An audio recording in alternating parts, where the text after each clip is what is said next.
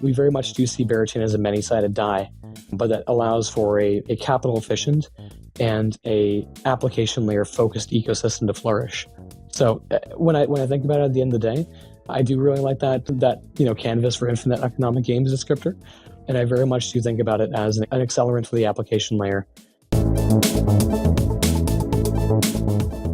Hi everyone, welcome to Unchained, your no-hype resource for all things crypto. I'm your host, Laura Shin. We are now featuring quotes from listeners on the show. Today we have a few comments responding to Mudit Gupta's breakdown of the $1.5 billion Bybit hack. On X, Rangers said, $1.5 billion in a single wallet was asking for trouble. Basic OPSEC fail. And on YouTube, JUZ882010 wrote, if you're going to use AWS, make a proper VPN to your local network and only access it via this interface. Allowing just straight from internet is fucking insane. Use the tools available to you on your network. To have your comment featured, write a review of the podcast overall, or leave a comment on our video on YouTube or X. This is the March 4th, 2025 episode of Unchained. Crypto moves fast. It's why Bitwise launched the weekly CIO Memo, a jargon-free summary of what's moving crypto markets, written by one of the best in the business, CIO Matt Hogan. Get up to speed in 5 minutes or less. Check it out at bitwiseinvestments.com/CIO Memo. Carefully consider the extreme risks associated with crypto before investing. Today's guest is Smokey the BERA, Chief Smokey Officer at Berachain. Welcome, Smokey. Hey, Laura, how are you? Great. Tell us how you got into crypto and came to found Berachain. Yeah, for sure. Jumping right into it, I actually started very much on the opposite side of, I guess, the career spectrum, if you will. My original work was in science and engineering for the most part, and was actually sort of a healthcare/pharma founder for the first half of my career. And so with that, I studied engineering at Waterloo. I spent a non-trivial amount of time out in the valley building my first company. And I think that it was one of those things where, when you see enough smart people running in a given direction, you question whether, whether you're missing out or whether everyone else is wrong. I tend to be wrong more than others. So I started looking at the crowd a little bit more. One of my first investors in that first company was sort of fairly involved in the ETH Foundation at the executive levels. And I think I just found, an interesting opportunity there and said, hey, maybe there's something fun here in terms of an actual evolution of money point of view. And that was just sort of messing around with ETH and Bitcoin in 2015, 2016. Then still played the 2017, 2018 cycle and thought that everything was going to be the future of finance. So that did not age incredibly well. So sort of that was mostly just, I guess, the modern day equivalent of punting on meme coins. But sort of found my way back once again in DeFi summer /2019, 2020 timeframe, when a good friend of mine, sort of prominent Twitter non, drew me back in and was showing me some of the cool stuff that one could do on Curve and, I guess more of the advent of DeFi itself. Took a couple years off while I was working in VC and was just not paying a ton of attention to the market between, I'd say, early 2020 and mid 2021. But that's sort of when I got pulled back in, forever, I suppose, and have been pretty heads down ever since. And I think that was sort of the advent of DeFi 2.0, if you will, and sort of, more thoughtful things happening on chain. Some of the work in terms of the Urine ecosystem, Alchemix, Frax, etc., that sort of brought us home.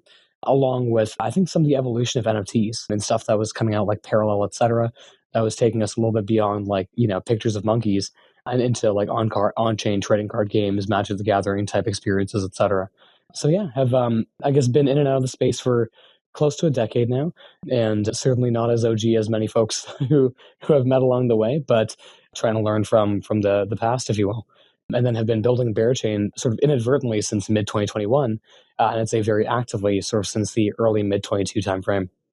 It's super interesting all you said there because, I am so curious who the OG Ethereum Foundation person is, but maybe we can talk offline about that.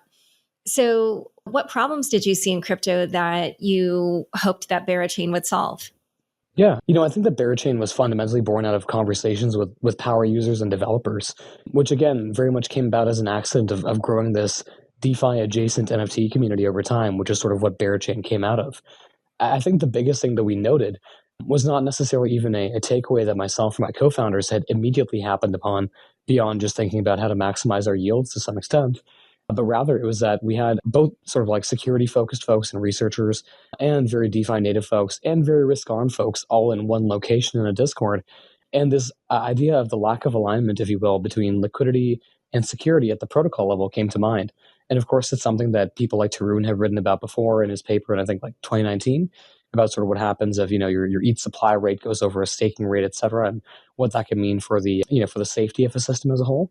But I think the bigger question that we asked ourselves was just sort of like philosophically, why is it that one has to choose or should choose between contributing to security or liquidity on the network? And that was sort of the initial thesis behind proof of liquidity, which is to say, if I have 32 ETH, why shouldn't I be able to both, find a way to run a node and, actually contribute to economic activity? And of course, LSTs move this in the right direction, but I don't think that their adoption is by any means ubiquitous or natively enshrined per se. I think they're very much a layer on top that's nice to have. I think the second big thing that sort of led to the creation of proof of liquidity, or Berachain as a whole, is the, I'd say, relationship between applications and the chains that they live on. I think we saw this a ton in sort of the 2021, 2022 cycle, back when, big sort of, I'd say, inflated grant programs that had lots of whiz bangs, if you will, around them were really in vogue, and everyone was just announcing some, multi-$100 million ecosystem fund denominated in a native token that eventually blew up. Our thought process was just like, this seems very unsustainable on one hand, and on the other hand, very few chains seem to have given applications a real reason to exist on them. Like, yes, one can talk about fast finality, one can talk about sharding, one can talk about whatever the flavor of the day from a technical perspective might be, and that's not to to undermine the importance of that. But I actually think that the majority of applications being developed were very rarely taking advantages of those technical aspects of their underlying chains, but rather just hype waves in an ecosystem, right? Which tend to have that, Burj Khalifa pattern. So I think on our side, we thought, is there a way that we could actually build a mechanism into the chain that actually fundamentally drives value to the application layer? Because if we're thinking about the future of the space as a whole, I very much do believe it is a bet on the applications, as in the chain itself should be a backdrop. The chain itself should be an afterthought, if you will. It really is what is it that it can enable. So I think POL came out of those two major observations, and then Berachain as a whole came out of those two observations. One, can we natively align, liquidity and security? And two, can we make the chain value additive to its applications as opposed to vice versa? So you've been referencing proof of liquidity in your response. Why don't you explain what that is for the listeners? Yeah, 100%. Proof of liquidity is a stable resistance mechanism. One can call it a consensus mechanism in a sense. It is meant to, as you may have heard, align liquidity and security at the chain level.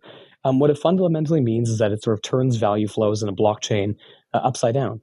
In a traditional proof of stake or delegated proof of stake chain, or in L1, the block rewards are effectively flowing to the validators and or, the stakers and or their delegates if it's DPoS. In the case of proof of liquidity, application block rewards really flow from the validators to the applications to the users of said applications. So as opposed to that inflationary reward set going outside of the ecosystem, if you will, or, only to the people who are providing security on the network, in the case of Berachain, it actually flows internally and actually serves as a means of driving value to the apps and therefore their users, primarily those that are providing liquidity on the network.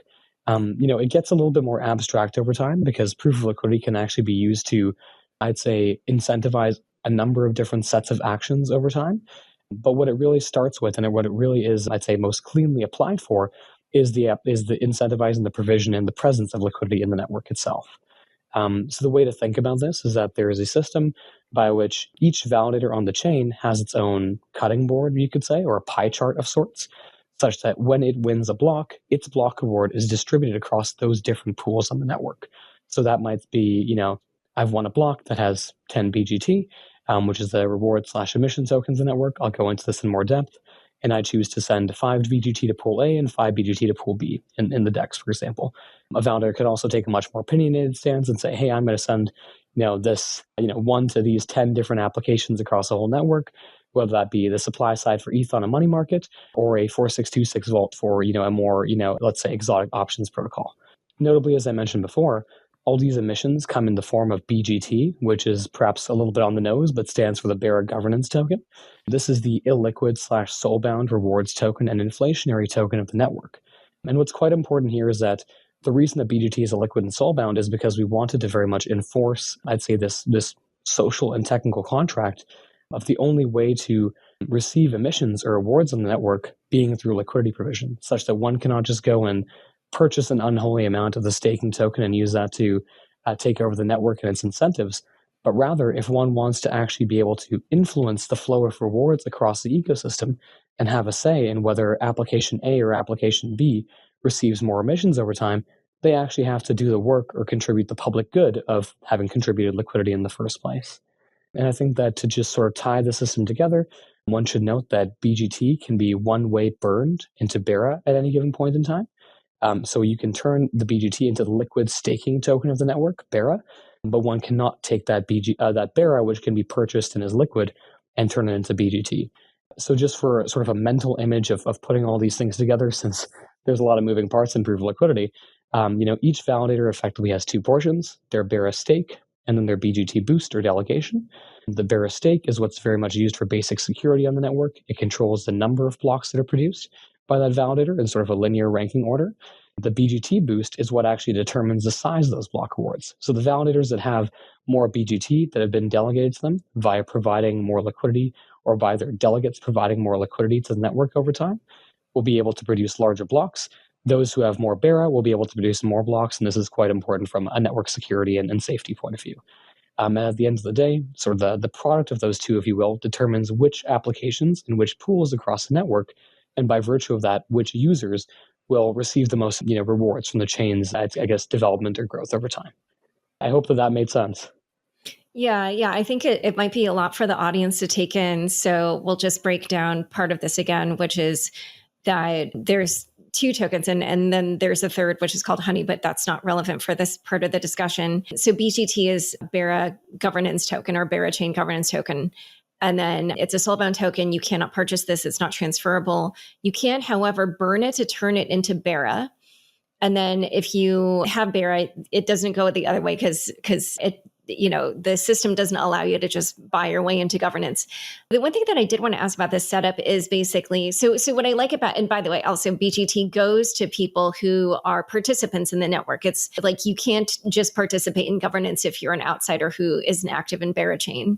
But I did want to ask, so that all makes sense to me incentive-wise. But then I also started thinking, it could also be a situation where basically the people who participate, as we just mentioned, are the ones who earn these governance tokens. But then over time, assuming that Berachain does take off and become a bigger thing, I could see a scenario where the way that they influence governance is to enrich themselves more against newer comers or people who haven't accumulated as many BGT as they have.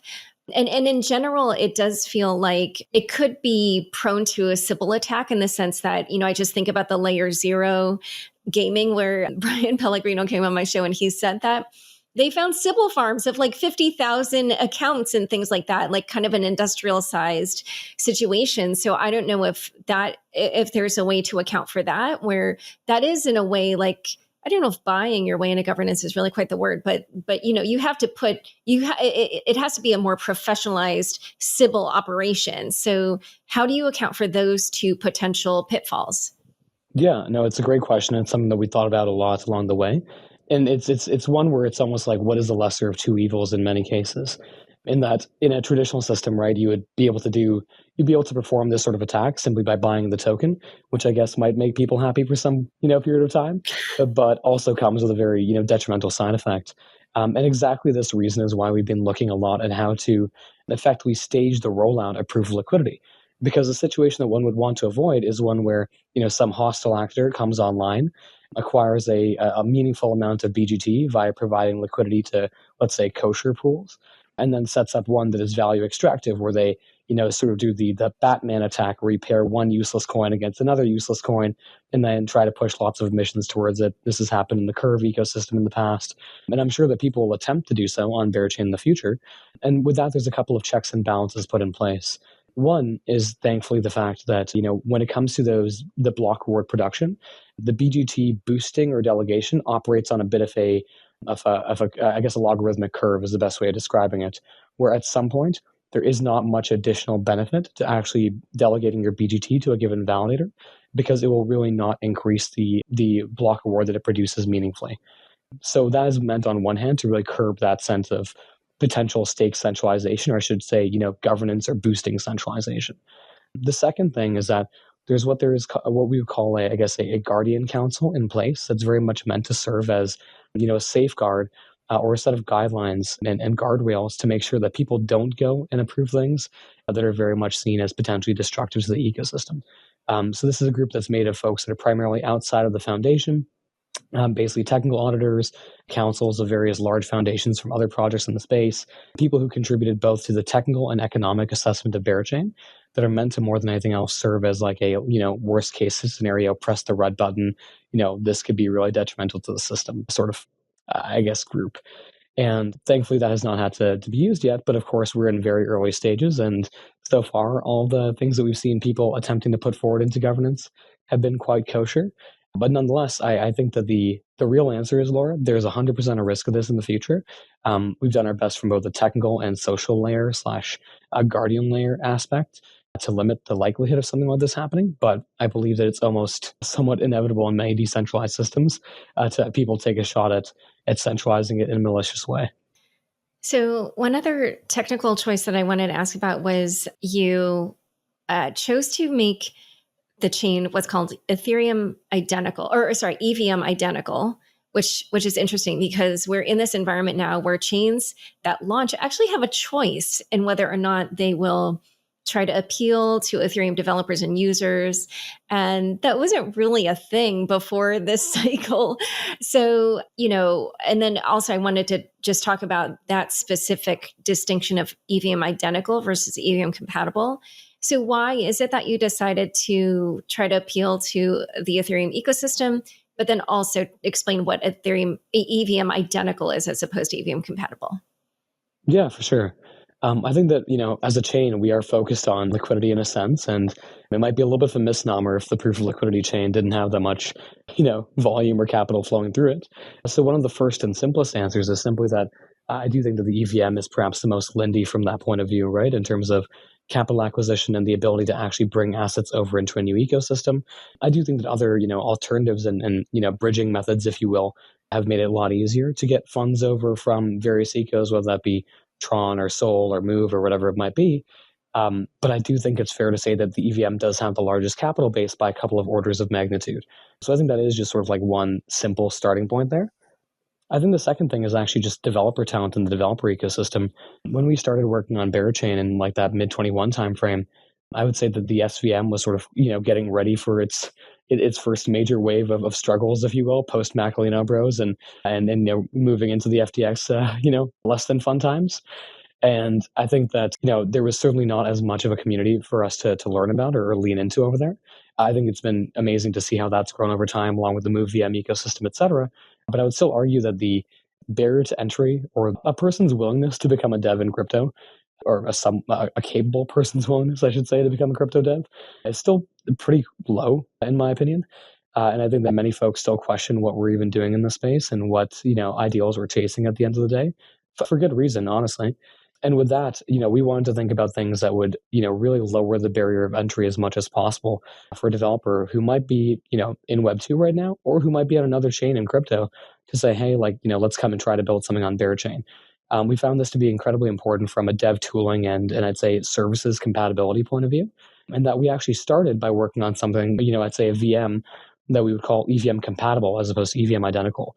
And what that meant is that it was certainly close and you could deploy Solidity smart contracts without much issues. But at the same time, there were these nuances or small gaps that could very much lead to issues in developer experience down the road. Whether that is the ability to use, sort of popular dev tooling or I'd say development libraries sort of on the hard hat / foundry side, whether it's the ability to have, effective compatibility with certain RPCs that would just make it easier for people to actually, interact with your dApps, or even analytics tools like Dune and Nansen and Etherscan, et cetera. So we opted for something that would mean that we would not actually have to maintain our own fork of the EVM over time, and rather something that was as minimally opinionated as possible, and effectively gave us the ability to benefit from or latch onto a little bit of the EF's or Ethereum's development as a whole, while not having to reinvent the wheel on the dev tooling side. So that was sort of the idea of EVM identicality. It means that the Berachain execution environment is basically one-to-one or as close as you can get to Ethereum mainnet itself in terms of the opcodes, in terms of the EIPs, in terms of the ability to build L2s or scaling solutions, et cetera. The main difference being that as opposed to using Ethereum's consensus, we use Comet BFT for consensus under the hood. And that gives us basically sub 2-second block times, a single slot finality, and of course, comes with its ups and downs. We have a limited validator set in contrast to Ethereum's, more or less unlimited set at the moment, but still maintain the execution layer environment that makes it very easy for applications and developers to do what they need to do without having to change their habits. Oh, so interesting. And does that preclude? So I guess if you wanted to do more like an SVM style execution, then would you just use a bridge, or like how would that part work? Yeah, so there'd be a couple of different ways. One part that's kind of interesting is simply that Berachain is built on a framework called Beacon Kit that's very much meant to serve as a glue between sort of consensus and execution layers. So there's very much a world in the future where perhaps not for Berachain itself, but for a group using the same framework that we developed, one could actually build an SVM chain with Snowman consensus under the hood, or with Comet for that matter, or whatever that might be. Right now, if someone was looking to develop on Berachain, while taking advantage of the SVM, they would probably actually build a layer 2. And there's actually a couple of groups that are thinking about doing so as well, sort of on the RWA/trading side. And they just roll up to Berachain in the same way as they might roll up to ETH. So interesting. Berachain is very famous for its culture. And obviously, people have long said, oh, Bitcoin is a meme. And this whole past cycle has been all about meme coins. And I just wondered if you would talk a little bit, because, it seems like Berachain has pretty serious ambitions, and, you've made a lot of really interesting choices around aligning incentives. And yeah, you can tell that there's thought put into the tokenomics. So it's not like it's only fun and games, but what role do you think culture plays for blockchains, and how do you think about how to utilize that for Berachain success? Yeah, that's a great question. I think that increasingly blockchains are resembling brands with technical thresholds, and that a lot of this comes down to distribution, which is one of the things that is most poorly understood or performed within crypto. And that is not to say that we should not be chasing technical excellence, whether that be on the ZK side or parallelization or simply higher gig gas limits, whatever that might be. But rather that at the end of the day, people need a reason to care about something or believe in something. And in most cases nowadays, that has been dictated by almost, hey, this is going to make you rich, or this is going to serve you a bunch of lottery tickets, or B, in other cases, that you're going to have fun here and you're going to have a pleasant experience on chain. And I think that we believe in the ability to leverage the latter portion. I think that culture has massive network effects, and that is one of the things that, again, the crypto space struggles with the most, and that some cultures are not welcoming. Some cultures are very much sort of on high horses, or have this sense of holier than thou, if you will, that has certainly received criticism over time. And others just aren't very approachable by folks. Actually, someone else who I did a podcast with a while back telling me that his mom and his sister tried out our testnet or explored the website, and it was very sort of friendly and approachable for them. It wasn't a number of scary technical jargon buzzwords that had them thinking, oh no, like I'm not smart enough to deal with this. It wasn't something that was meant to to tell them about how this is immediately going to be the future of finance. I think they saw a bunch of kind of funny bears and a number of applications that were easy to find from one place, and said, hey, this feels like something I could mess around with, right? And I think that in a space where we've all, or a number of the natives have been trained for like almost these dopamine frying like lottery ticket responses over time, it's also important to be able to have things that are just easy, simple, fun for people to use, that are technically not scary, but can also tell people why they should care about them, and why it might be worth their time and effort to get involved. And I think that there are almost equal parts within the Berachain ecosystem that are very much there because they love the NFTs, they love the culture, they love the sort of like idiot savant side of things, where I think there's groups who are very far on the left curve, and there's also groups who are very far on the right curve, and every now and then they combine in the same person who is incredibly entertaining. And there's also, I think, this positioning that you can build interesting and exciting things, and you can be a very competent operator while not taking yourself too seriously. And I do think that has been one of the greatest draws for meaningful talent into the ecosystem as well. And I don't know if I necessarily look up to all the examples of that in the real world. Like, I think people try to push the Elon Musk comparison at times in terms of like culture, and like you can build cool stuff. There's also other perhaps offsides or other portions of that argument that I wouldn't want to ascribe to. But I do think that it's important to be able to have fun while building things that are important. And I think that's something that the ecosystem has taken to very well. And that does, lend itself to constructive network effects. All right, so in a moment, we'll talk a little bit about Berachain's launch, but first, a quick word from the sponsors who make the show possible. Hi, I'm Matt Hogan, CIO of crypto asset manager Bitwise. Look, crypto can be confusing. There's so much noise and the space changes so quickly. That's why, every week, I write a 5-minute memo on the biggest stories impacting crypto, in plain English. Why is Bitcoin up or down? What are people missing? Where should investors look next? Get the lowdown every week. Sign up to get the weekly CIO memo delivered straight to your inbox. Go to bitwiseinvestments.com/CIO memo. That's bitwiseinvestments.com/CIO memo. Carefully consider the extreme risks associated with crypto before investing. We have another listener comment and respond to Muda Gupta's explanation about how a basic security check could have stopped the Bybit hack. On X, Marco Polo said, "It's mind-boggling how much crypto has been lost to institutional-sized hacks, which we can track. It's the thousands of lost individual wallet seed phrases that I'd love to see data for. As far as Bitcoin goes, I've seen numbers as high as 10% of circulating BTC lost forever." Again, if you want to hear your comment featured on the show, please write a review or leave a comment on an episode on YouTube or X. Back to my conversation with Smokey the BERA. So a month in, you're already 3.5 billion in total value locked, which is, not a shabby performance. What do you think generated such a substantial amount of TVL from the beginning? Yeah, I think that we were quite opinionated in our launch process and ran a program called Boyko that was more or less led by Jack from my team, my head of DeFi, and with a little bit of help from myself. Boyko is very much focused on, I think, again, sort of flipping the script on a lot of these pre-launch deposit playbooks, where we see a bunch of people trying to jam capital into a bridge or, perhaps into some ecosystem apps prior to a TGE and using that to inflate a whole bunch of metrics. I certainly understand the value of this from a vanity perspective, but wasn't really in line with the end game that we're chasing of finding ways to really turbocharge the application layer and drive value to those that are building on the chain and actually making Berachain hopefully one day a household name. So the whole thought process of Boyko was effectively to build a liquidity marketplace of sorts, such that people, and when I say people, I mean application builders on the chain that were on one hand already battle tested, well vetted, fully audited, et cetera, could effectively match with liquidity providers and provide them a combination of incentives along with a portion of the BERA airdrop that allowed them to actually acquire a ton of capital going into launch. Because I think that in many cases, liquidity begets liquidity, and applications more than anything else end up having to go through the same process in almost a one-off method, but not every application is going to be connected to every liquid fund or major family office or Justin Sun like LP out there. Right. And this actually provided more of an interface for applications and liquidity providers to meet, negotiate on, their value of liquidity and their incentives, et cetera, and then start with a strong capital base. So at the time of Boyko's conclusion, which was basically powered by ourselves, the team at Royco, which is sort of the underlying protocol that helps do that matching between LPs and markets, or dApps, I should say. The team at Layer Zero, the team at Stargate, and the team at Enso, which sort of, powered this massive, I'd say 100-something market application.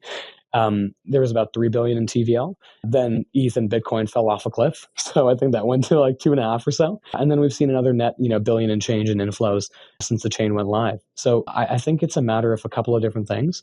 One is that, that program really helped with activation energy.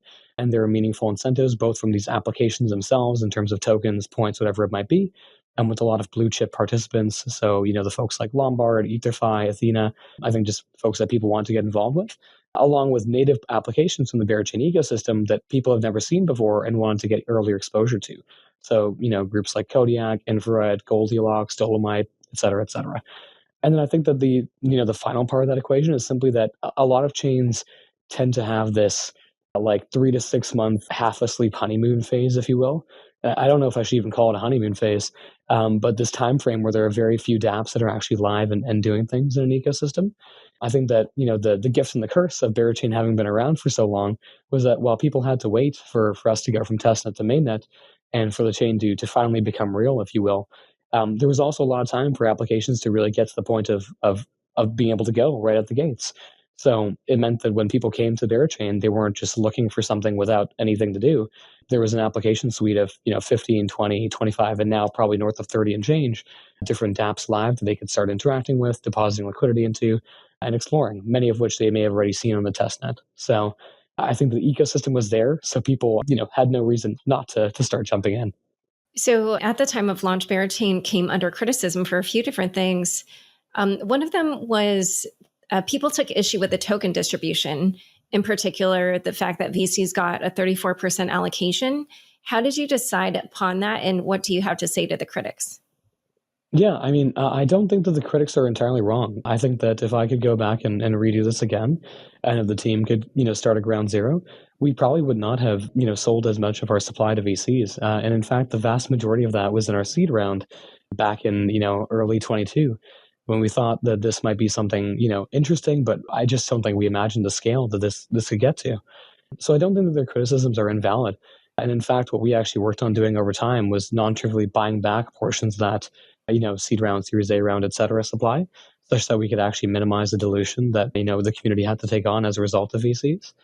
I do think that we've been, remarkably lucky to have the group that we do have on our cap table. And I do think that there's in many cases in which VCs can be value accretive to a project, whether that is simply from a strategic connections point of view, whether that is helping with sort of later stage exchanges or market making or whatever it is type stuff, or simply in some manner setting a very informal price floor that they are locked in at and that the community may choose to buy liquid above or below.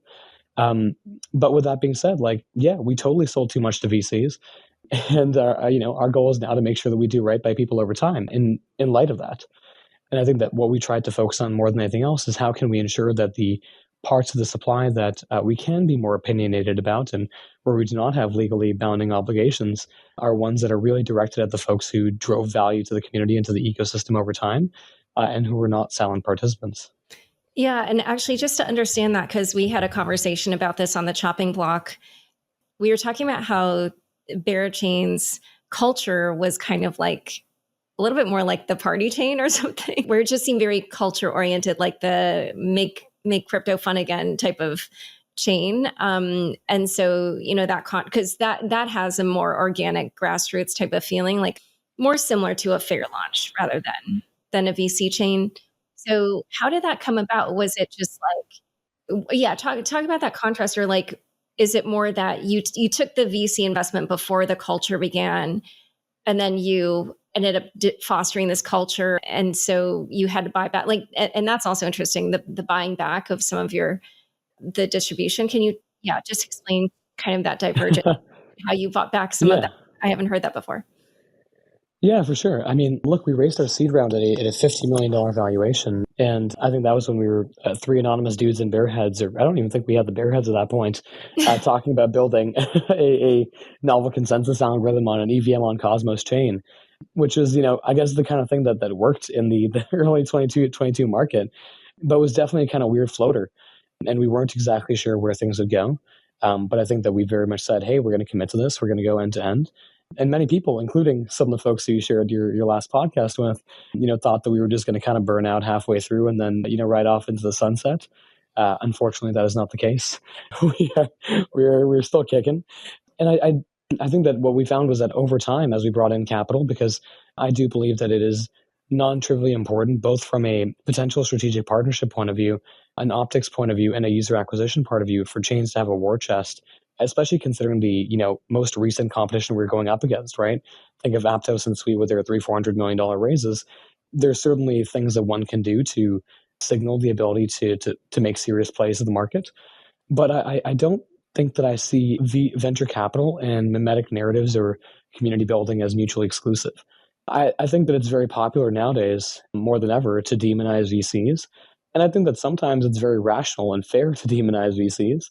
But I also think that if VCs are on, the same vesting schedule as other people, if they've actually contributed and if they've taken a bet before there's the opportunity for, most people to take a bet, if you will, then I don't know. I think that some of the hate can be unjustified as well. I do think that the bar of performance or the bar for, standards, if you will, for crypto VCs is in most cases abysmal. And many are guilty of behavior that would never fly for a second in Web 2.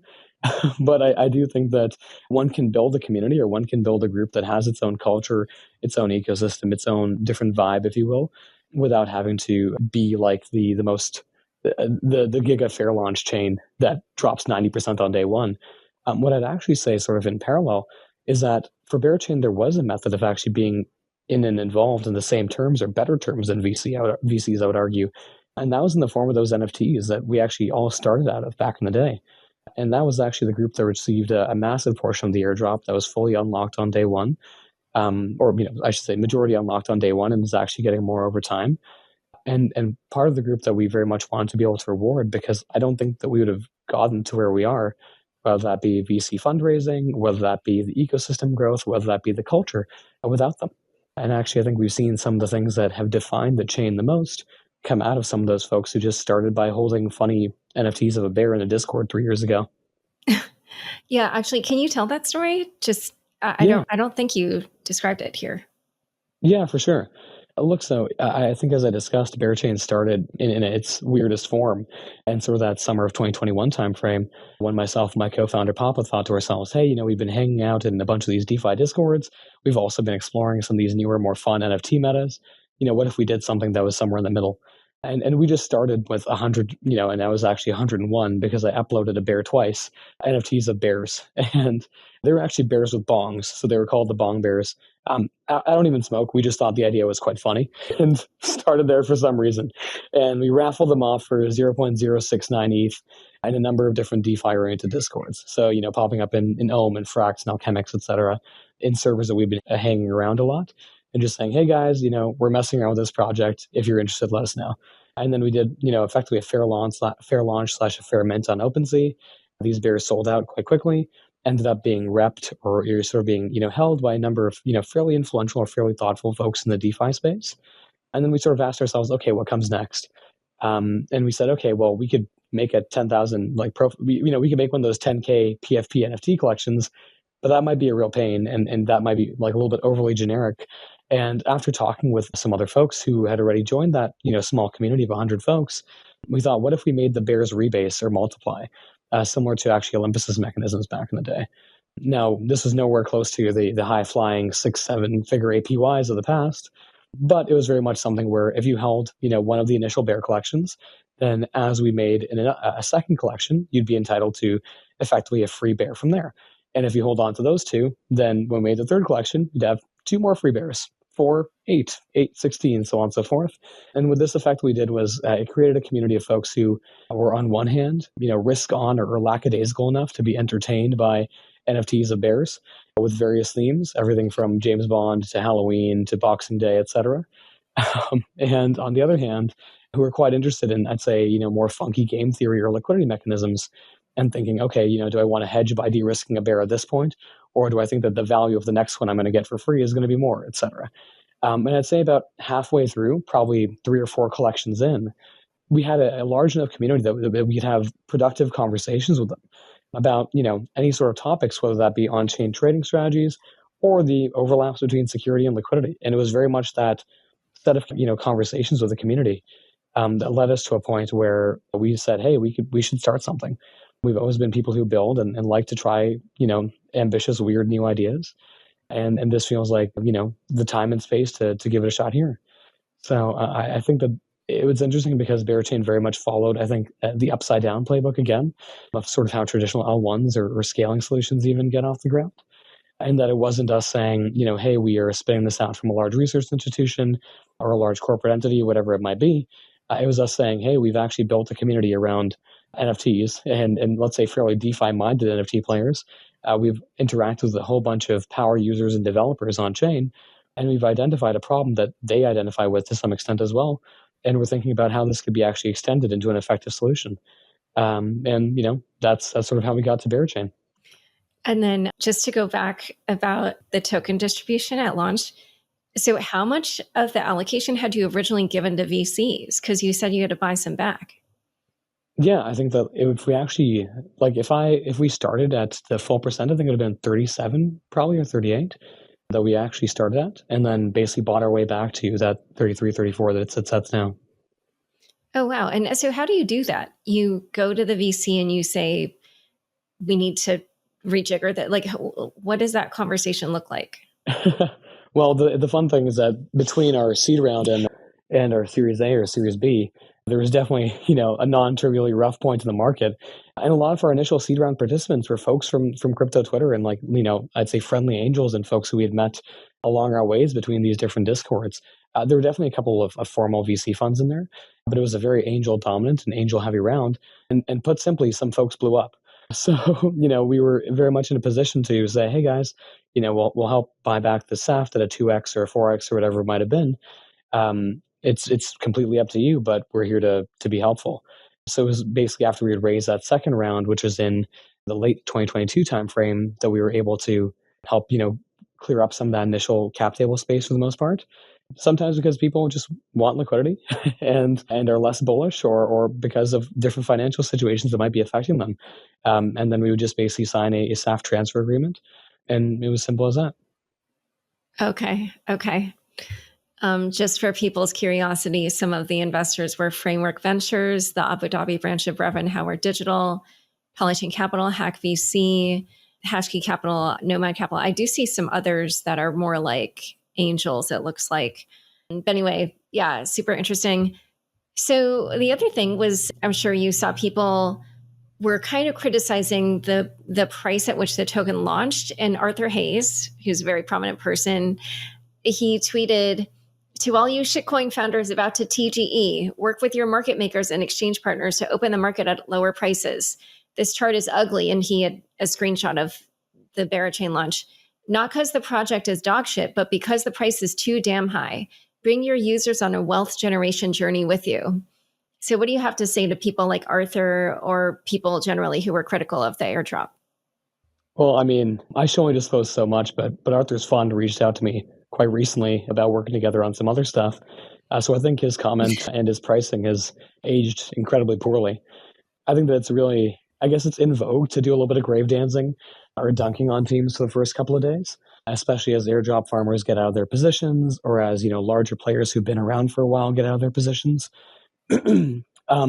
I do agree with his initial point around working with exchanges, market makers, etc., to do what you can to actually give people a reasonable, entry and or a reasonable price point at launch. But it's also important to keep in mind that ultimately the team doesn't really have control of that. In many cases in the past, for example, exchanges have used pre-markets to basically price their opening ticks. And in those pre-markets, we were trading somewhere between 4 and 5 billion for the most part, causing a lot of those groups to actually open us around that point. When myself or when members of the foundation were asked for guidance from these teams, in most cases, we just told them to refer to our last private round price, which was at $2 billion, and say, it's up to you guys if you'd like to list around there, but that is the most that we can give you in terms of recent guidance of where the market has priced us. So really, our goal is not, there's no glory in a down-only chart, nor is there a glory in opening incredibly high and then watching that wave pattern. I think that we actually very much align with what Arthur said, but I'm not here to comment on price. I'm just here to comment on the fact that our goal is to build something that people resonate with and want to engage in long term. But there's certainly things that can be done along the way to set yourself up for the best probability of doing so. And so were you hinting earlier that you are going to be working with Arthur's Maelstrom, or? No, I don't think so. Okay, got it. So there was another controversy about the fact that private investors were able to stake their BERA, and similarly, kind of like a related criticism, or not related, but it's around staking as well. I guess community members felt that the ability to stake was not even well known or well communicated to them ahead of time. So what do you have to say to the critics about those two issues with the staking? Yeah, I mean, I don't think that the criticism is entirely incorrect. I do think that, however, in perspective, there's a reason that it exists. A couple of different things. One is that a lot of people were making fairly ridiculous comparisons to Celestia staking. I have nothing against the Celestia team and consider them to be, good friends and partners of ours at different points. But they sort of had 20% APY staking rates out the gates, 70+% of the supply staked pretty quickly, etc. Despite that, I think did great over time and are building something quite impressive. In the case of Berachain, on one hand, our biggest issue is actually getting our tokens out of custody and into the hands of investors, because that's a very manual process. involving cold storage and vaults and our partner BitGo. So like right now, I think that it's still under 25% of that supply is staked. And notably, since the vast majority of incentives on Berachain go to actually those emissions into applications, as mentioned, the effective staking rate is closer to like 1.5%, which is notably like half of Ethereum. I would love for that to be zero. I truly would. But from a token standard composability technical point of view, and also a legal point of view, in that we raised in a time where, L1 staking rewards being unlocked slash being part of inflation was quite standard. That wasn't something that we could completely undo. It was basically, would we prefer to get tied up in 6 months of legal battles, or we'd prefer to launch the chain? And I'd say the final point in this equation is that we are a chain that going into launch already had $3 billion of liquidity lined up and transferred there day one. If we did not have a non-trivial amount of the chain and or the supply staked, then we'd be putting ourselves in a position where one would incentivize an attack on the network. So, for multiple reasons here, one, legal, two, practical, three, technical, this was really the only solution that we had on the table. In terms of actually being able to stake, I do believe that there's probably elements of truth, but also elements of misinformation in that statement. One is that there's been projects like Infrared that provide, LSTs for the entire ecosystem, Smiley, Fat Bear, et cetera, that have become quite prevalent, and that the foundation and or, team members have helped to raise awareness about over time. I think that the part that's probably less clear to people or less easy to wrap one's head around is that Berachain staking is a weird fusion of some Ethereum and Cosmos elements. Because on one hand, due to our EVM-identical nature, it's like proof of stake staking as opposed to delegated proof of stake. So it's very much optimized for solo operators. But on the other hand, since it is still using common consensus, which has a cap limit effectively to the number of validators that one can have before performance falls off a cliff, you basically are really optimized for staking pools and larger validators as opposed to, 3,000 tiny validators that each person can run themselves. So that's 100% something that we can do a better job of communicating over time. And as the core team, we're doing our best to help point people towards different resources they can use to stake their BERA as much as they'd like to. One other criticism is that the circulating supply in the first year is expected to grow quite a bit. I'm seeing here, it looks like aggressively, it would be 50% inflation in the first year if all the BGT were burned. But obviously that won't happen. So that's like worst case scenario. So it might be more like, 20, 25%, I'm just making it up. But the point is, how do you address this concern about the inflation early on, especially in light of the fact that the launch price, was also criticized? And by the way, just the launch price was over $13 and right now BERA is trading at about $7.50. So, that is a significant drop. I mean, I'd say a couple things, right? One is that if you actually go a little bit deeper on that, the launch price was about $8. It wicked to close to $15 and then traded on very little to no volume for about half a day. And then found its way to as low as $5 and then as high as $9. And it's kind of like bounced in between there quite stably for the past 3 weeks. I think that's, on one hand, a little bit of the path of a new coin. On the other hand, I think that to actually answer your question around circulating supply, I'm not 100% sure where those numbers might have come from, but basically our initial circulating supply was, I believe, just around 22%. Our yearly inflation is closer to 10%. That's also something that can be very much adjusted via economic policy or via governance over time, and where we've already had a couple of people discussing ways that could be modulated to be even more thoughtful or even more sustainable in the future. There's a little bit of a chicken and the egg in that inflation is actually what does drive rewards or proof of liquidity emissions into the ecosystem. So I think there's also an argument to be made that, while typically that inflationary, set of rewards or incentives would be going towards validators and stakers, and in many cases being aggressively dumped and exiting the ecosystem, in this case, it's actually being used for ecosystem growth and sustainability. That's not to say that the same people won't take those emissions and choose to sell them off or choose to hedge themselves with them in some manner. But what I do think is fair to say is that economic activity will very much be spurred by this as opposed to something a lot less defined. So yeah, I think that on one hand, I would assume that number is actually a little bit smaller, so probably closer to that 20, 25% growth that you indicated. And on the other hand, I do think that growth will be productively channeled as opposed to purely extractive. So, obviously I just asked you these tough questions about the airdrop and stuff, but It sort of feels like for pretty much most of them for the last, I would say, like year and some change, a lot of them haven't been going well. And it's just interesting to see how, the community can kind of turn on you and start, being upset about different things. But, because Berachain was so well known for having, being this fun kind of party chain, having the best culture and parties and stuff like that. How do you feel community sentiment is now post TGE? I think people suffer a lot from recency bias. And I think that perhaps we've seen that the most in crypto, and that, one day someone's a god, the next day they're a scammer, etc. A lot of it somehow tends to be related to price for some reason, but, I can't imagine why. My barometer, my internal heuristic was very much, okay, do we see top teams in the ecosystem freaking out? Do we see them leaving? Do we see churn where it matters? And I think instead what we had was a lot of loud voices, including from like folks whose primary content in the past was closer to Nazism posting, that were like, taking their time to criticize Berachain. And instead, the core community members were pretty happy. There were certainly folks that grumbled about airdrops. There were certainly folks that said, oh, why did my team, get less tokens of that person's team, etc. But what I will say is that we didn't see a single team leave the ecosystem. I'm sure it'll happen.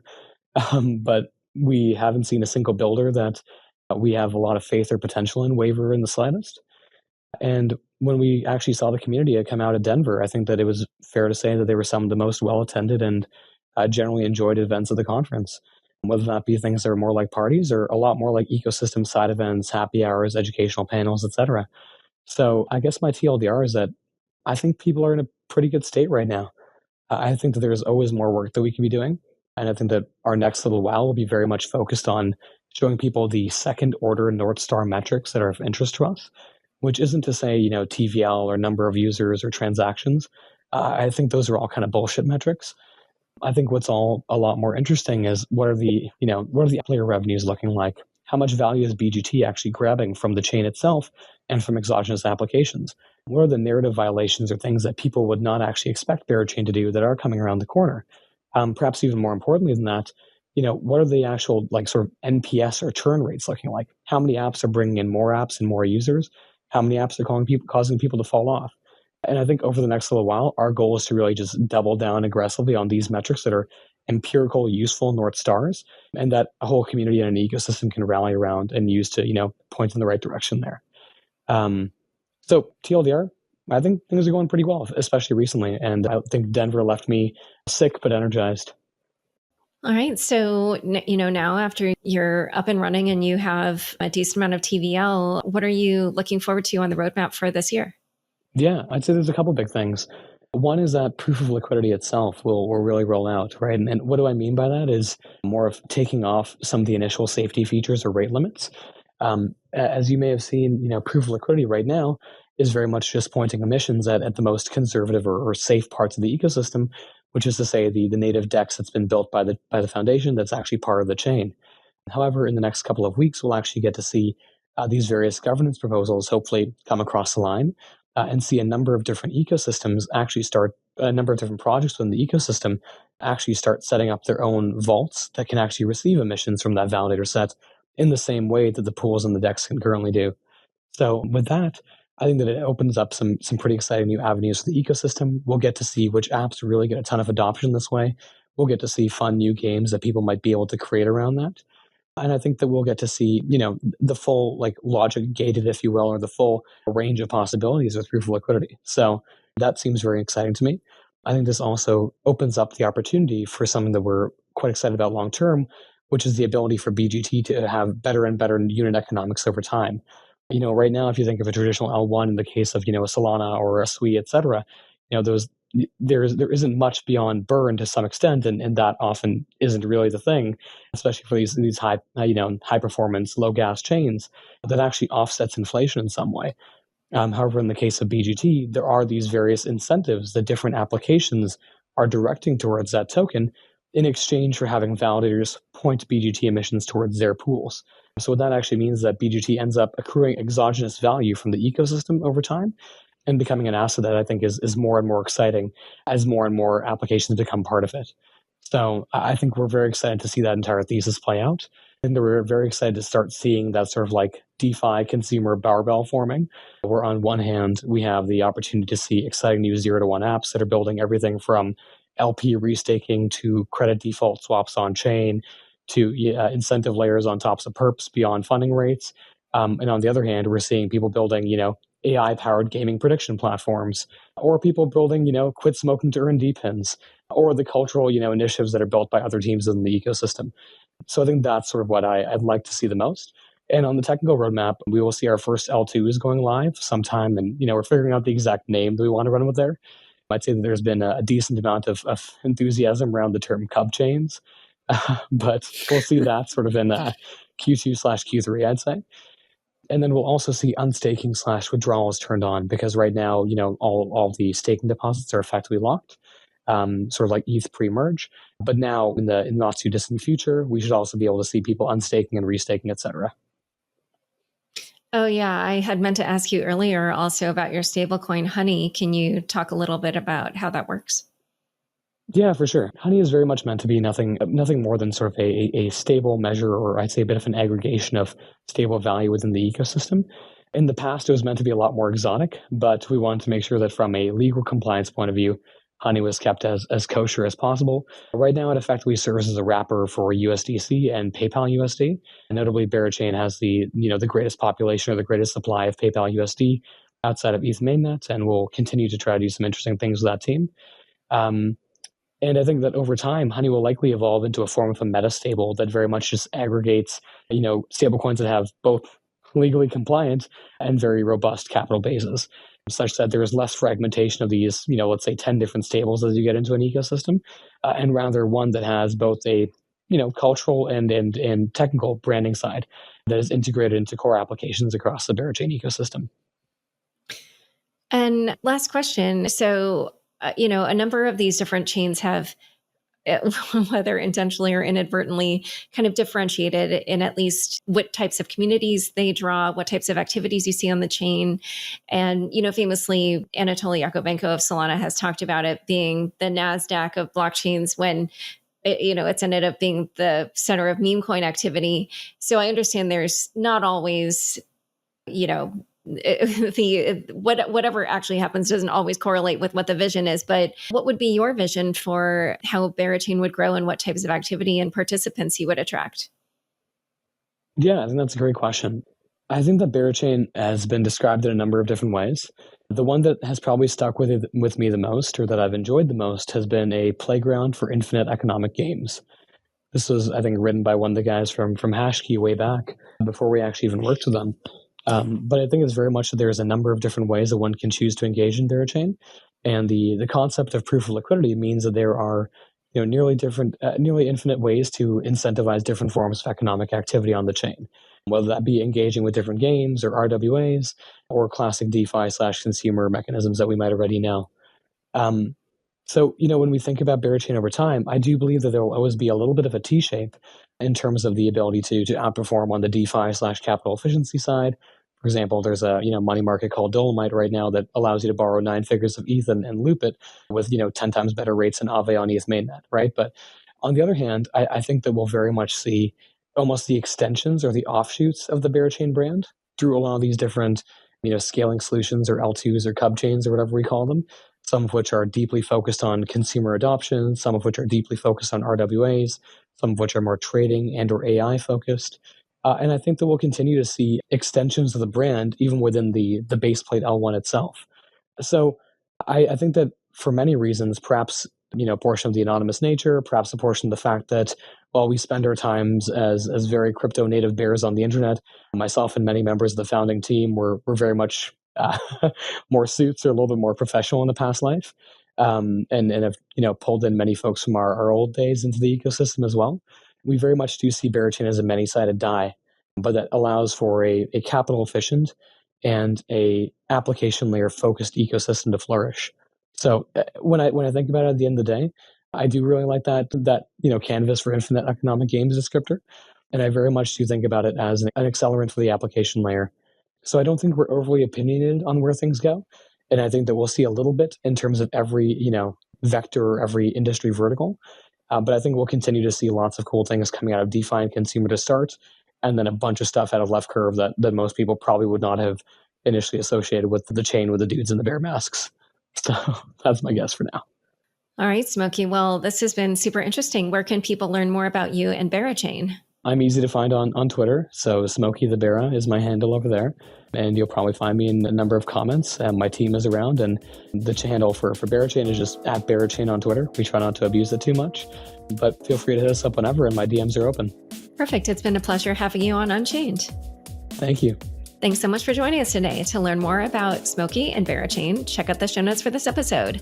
Unchained is produced by me, Laura Shin, with help from Matt Pilchard, Juan Iranovich, Megan Gabus, Pam Majumdar, and Mark Akuria. Thanks for listening.